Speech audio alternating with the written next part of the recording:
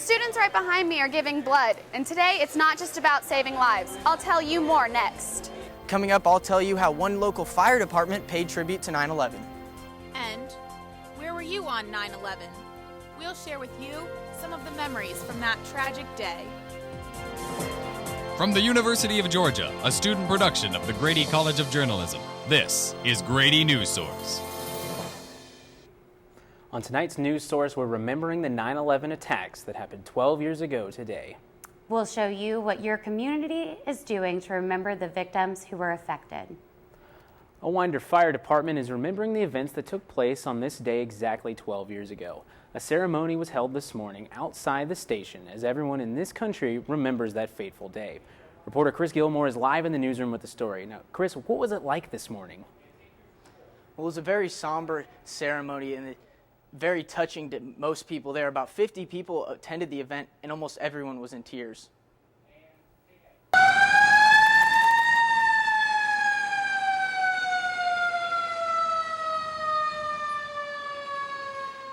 It's probably the first time I've ever been scared as an American. 4 times, sirens like the one you just heard went off at the ceremony, showing tribute to the 4 planes that went down on that fateful day. But we made the vow in 2001 that we would always remember this day, and every year we've had this ceremony, and we'll continue to have this ceremony. The station bell rang.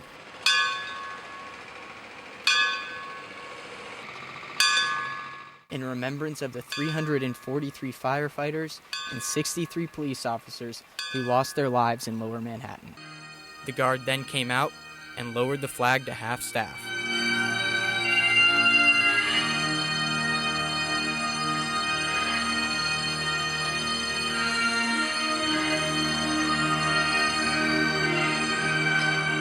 Most Americans don't really get behind a whole lot besides football and some things like that, but the day that happened, the country kind of came together for, a different cause. These red and blue balloons were released into the air to show those who have fallen that they will never be forgotten.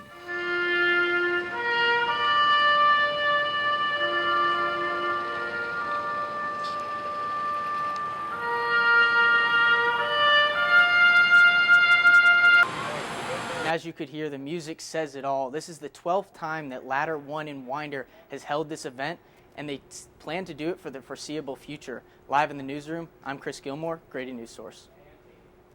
Thanks, Chris. Now, Brenna, it's often the little events like that that really bring a community together, and it's such a great way to show support and say thank you. It definitely is. Another good way to show your appreciation is through a new campaign that's specifically happening today. In honor of 9/11, a campaign called Athens Says Thank You gave firefighters, police officers, and emergency responders a big thank you. Volunteers delivered cards and baked goods as a way to honor those and help keep our community safe. Community Connections started the campaign this year. They are asking any volunteers to write letters, create artwork, and bake goodies. The program director said that they have received over 630 letters. I think my favorite ones were the ones from students at Timothy Road. Several of them talked about how they're so thankful for EMTs and firefighters and police officers and that they want to become one when they grow up. You can also Instagram a photo to show your appreciation using the hashtag 9/11DayThanks. And it isn't just Instagram that's remembering 9/11 on the internet. One website is asking you to do a good deed today. And you can do it in the name of someone who died on 9/11. Just go to 911day.org. Right at the top of the website, you can pledge your good deed. Just enter your email address. You can also watch video pledges from celebrities like Drew Brees and David Blaine. Twitter's been buzzing with references to the website all day as well. Miley Cyrus has made her pledge, and all across America, people are promising to do their good deeds. Now, you've still got plenty of time to join in, and again, that website is 911day.org, and all you need is your email address and a good deed. Some people did a good deed today without signing up. They gave blood. Reporter Tiffany Buck was at the blood drive today at Memorial Hall, and there was one really unique organization there. Tiffany, can you tell us a little more about this organization? Well, Brenna, the event was sponsored by who you would expect, the Red Cross and ROTC. But 2 religious-based organizations were also co-sponsors. One in particular, Muslim for Life campaign, is working to show that Islam is a peaceful religion. The other, the Abraham Alliance, is working to bring Jews, Christians, and Muslims together. We just wanted to serve at this event and remind everyone that the Jews and Christians and Muslims in America can come together and celebrate our community and not let September 11th divide us. Doctors prepping, donors giving blood. Today's blood drive at Memorial Hall is not just about saving lives. The unwritten goal is that we'd like to hit 300 units of blood in 6 hours. The UGA Red Cross organization wants to break their own SCC record of 261 pints collected in a single day. But today especially, they wanted to set a new record for the number of units of blood collected and do it in partnership with 2 very important organizations. Some of the co-sponsors of the blood drive include the Abraham Alliance at UGA and Muslims for Life. And the American Red Cross is handing out little yellow ribbons like these in support of our troops. For others, today's drive was their chance to give back on a historic day. Giving blood on September 11th is awesome because we remember those that lost their lives, and in those times they definitely needed the blood at the hospital and whatnot, and today's an awesome day to remember those people by giving back. And they're going to be giving back 1,000 times over. The Muslim for Life campaign has its own goal. From August 11th to October 11th, they're hoping for 12,000 donated pints of blood in honor of the 12th anniversary of September 11th. Live in the newsroom, I'm Tiffany Buck, Grady News Source. Thanks, Tiffany. You can visit our website to find out more information on any organizations involved in today's blood drive. September is National Preparedness Month. Today, emergency responders were out in the UGA Tate Plaza showing students how they could save a friend's life. These kids got to come out and learn from paramedics and other first responders. You can see the firepower loaded up in the SWAT van right on your screen, or you can see how paramedics might load a stretcher onto an ambulance. There were also hands-on tutorials for basic CPR. It makes a huge difference. You're actually circulating the blood and the oxygen just by doing the compressions. And it actually primes the heart so that when we do get there and can defibrillate them with the cardiac monitor like you see on television, we actually much better response. The first responders are holding a contest between Georgia and arch rival Georgia Tech for the most likes on Facebook and follows on Twitter. The Bulldogs are winning at the moment, and if you want to join in, all you have to do is follow UGA OEP on Twitter and go like them on Facebook.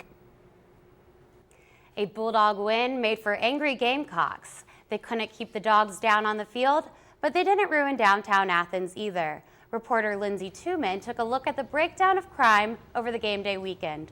Lindsay? Well, I spoke to some bar owners and they said that after a game, the losers tend to cause the most trouble downtown. But even though the Gamecocks might have had their feathers ruffled a little bit, they didn't leave downtown, they did leave completely unscathed. Compared to this weekend, this looks like a ghost town. It was actually crazy, just with everyone from out of town and everyone that was just in for the game.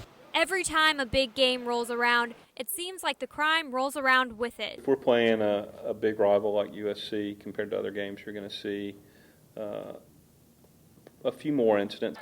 But this weekend, the Bulldogs stopped USC on the field, and Athens-Clarke County Police stopped them on the streets. Crime analyst David Griffith told us the population in the Classic City nearly doubled this weekend, and it showed downtown on Friday and Saturday nights. Ryan Skirble was working the door at Sandbar both nights. Well, they were both individually the longest nights of my life. Although it may not look like it now, lines to get into the bars this weekend came all the way down here. The swarms of people downtown led to 22 arrests and 27 police reports. Griffith broke down these numbers with us on how all of these people impacted crime.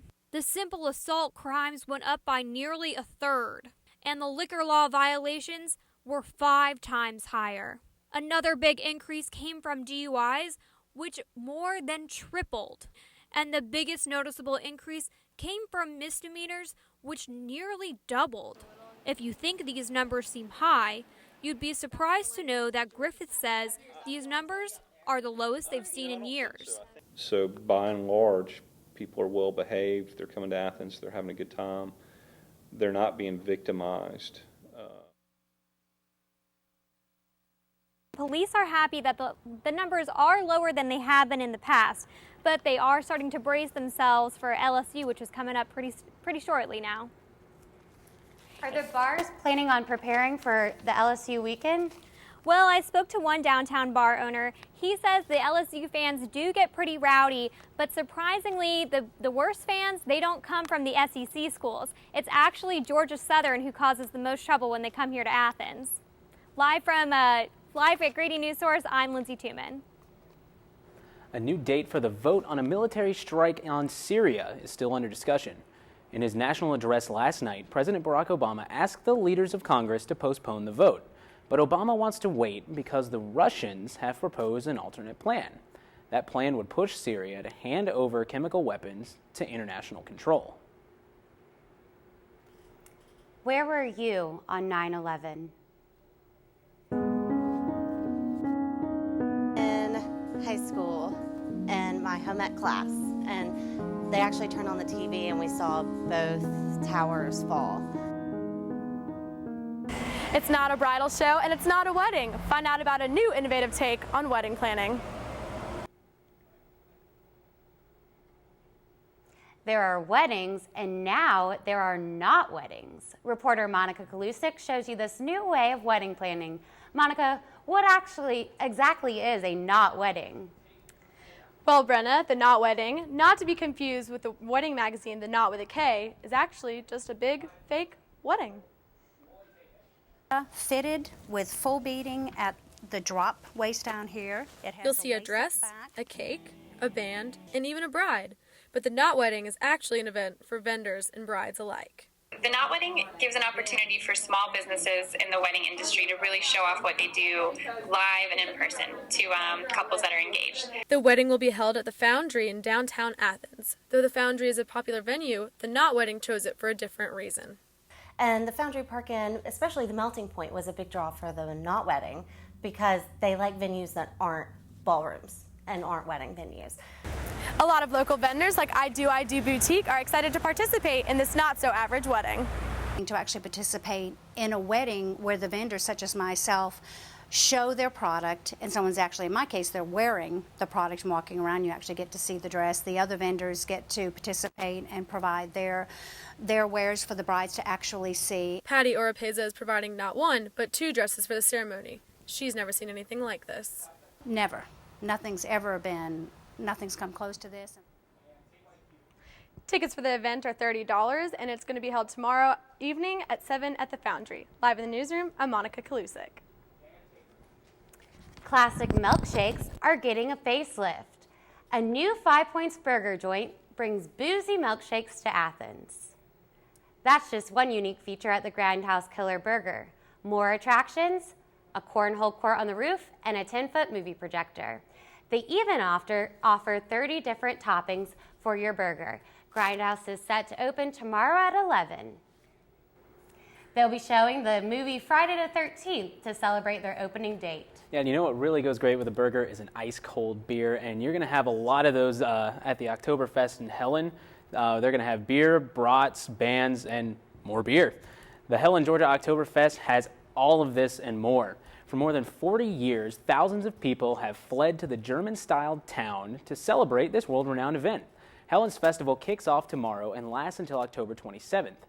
The streets will be filled with German-style bands, cowbells, and polka dancing, beer drinking, and lots of eating.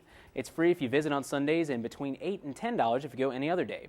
For the complete event schedule, check out www.helenga.org. Well, if you're looking for a cooler breeze, you may not have to look for much longer. I'll tell you why right after this. Everyone we spoke to today remembered exactly where they were. Where were you on September 11th, 2001? Gosh, even to this day, sorry. I just remember the shock and horror. Brenna, where were you on September 11th? I was also in 4th grade, and I will never forget those images of the towers when my teacher turned on the TV. I was in my 3rd grade classroom in Beaumont, Texas. A local woman was outraged after seeing a neglected dog on a neighbor's porch, making her question, what makes a qualified pet owner? Reporter Amanda Rizzo spoke with her in a local adoption center to find out more about adoption processes. Amanda? That's right, Brenna. After hearing her story, I spoke with Athens Humane Society and Athens Animal Control, and they both stressed the long commitment of adopting an animal. If you want to adopt a new furry friend like these guys, it can be more than you bargained for. Way too many of these animals are being surrendered because the people who adopted them didn't think through the whole situation. It was more like an impulsive action. An impulsive decision that's easy to make when adopting has few restrictions. Athens Animal Control Superintendent Patrick Reeves says his main concern, the adopter's living conditions. We actually require written permission from the landlord or whoever's in control of the property that they're going to allow the pet to be there. There are a few more rules at the Athens Humane Society. They even have an adoption counselor. Well, part of what the adoption counselor's job is to talk through that with people and make sure if you're renting that you know this is a long-term commitment and that if you move, you need to move into a place that allows animals.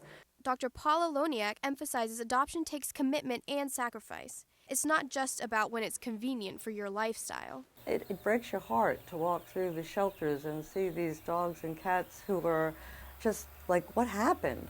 You know, I was in a home, everything was good, and now what am I doing in this cage with nobody? If you're not ready for a full commitment of adopting a new pet, Athens Humane Society is always looking for volunteers to foster care for dogs. Amanda Rizzo, live in the newsroom. We're hoping our next special guest will find a responsible owner and a new home. Meet Justin. He's a 4-pound-old Chihuahua and Jack Russell. He's looking for a good home. To learn more about Justin and other animals needing a home, visit AthensPets.net. For all of us at Grady News Source, thanks for watching. Good night. I was in the 2nd grade, and I remember my mom picking me up for a piano lesson, and my mom and my teacher started crying, and I was so confused and whatnot. I think I was in 6th grade. I remember it coming on TV. They shut down the whole school. I was working outside of Washington, D.C., 4 miles from the Pentagon.